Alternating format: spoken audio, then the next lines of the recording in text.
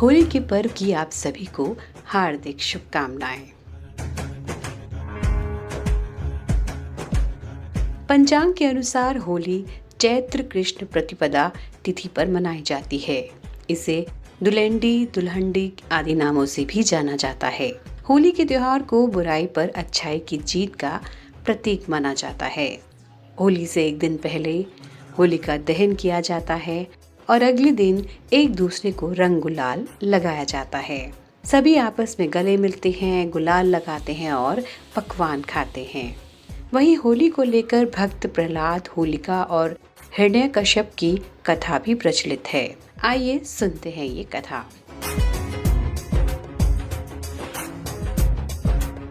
आदिकाल में ऋषि कश्यप और दिति के 2 पुत्र और 2 पुत्रियां हुई, हिरण्याक्ष, हिरण्यकश्यप, सिंहिका और होलिका।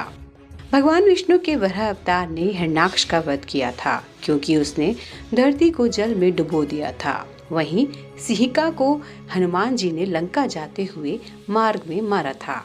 हिरण्यकश्यप ने अपनी तपस्या से ब्रह्मा जी को प्रसन्न कर लिया था। ब्रह्मा जी ने हिरण्यकश्यप से वरदान मांगने को कहा तो उसने अमर होने का वरदान मांगा। हालांकि ऐसा वर देना संभव नहीं था, तो ब्रह्मा जी ने उससे कुछ और वर मांगने को कहा। इसके बाद हिरण्यकश्यप ने ब्रह्मा जी से वर मांगा, आपके बनाए किसी प्राणी, मनुष्य, देव, दैत्य, पशु, नाग आदि से मेरी मौत ना हो। मैं सभी प्राणियों पर राज करूं। कोई मुझे ना दिन में मार सके और ना रात में। ना मैं घर के अंदर मर सकूं और ना बाहर। ना कोई अस्त्र से मार सके और ना कोई शस्त्र से। न कोई मुझे भूमि पर मार सके और न आकाश, पाताल और स्वर्ग में। ब्रह्मा जी ने हिरण्यकश्यप को ये वरदान दे दिया। हिरण्यकश्यप वरदान पाकर अपने राज्य में लौटा तो उसमें अहंकार का भाव आ गया। उसने अत्याचार शुरू कर दिया। वे ऋषि मुनियों को प्रताड़ित करने लगा, देवताओं को दास बनाने लगा, पूजा पाठ, यज्ञ आदि में विघ्न बाधाएं डालने लगा। वह यही नहीं रुका, उसने देवताओं की पूजा करने की बजाय अपनी पूजा करने का आदेश दे दिया। इसी बीच उसके घर में प्रहलाद का जन्म हुआ। उसे कुछ समय बाद गुरुकुल भेज दिया गया।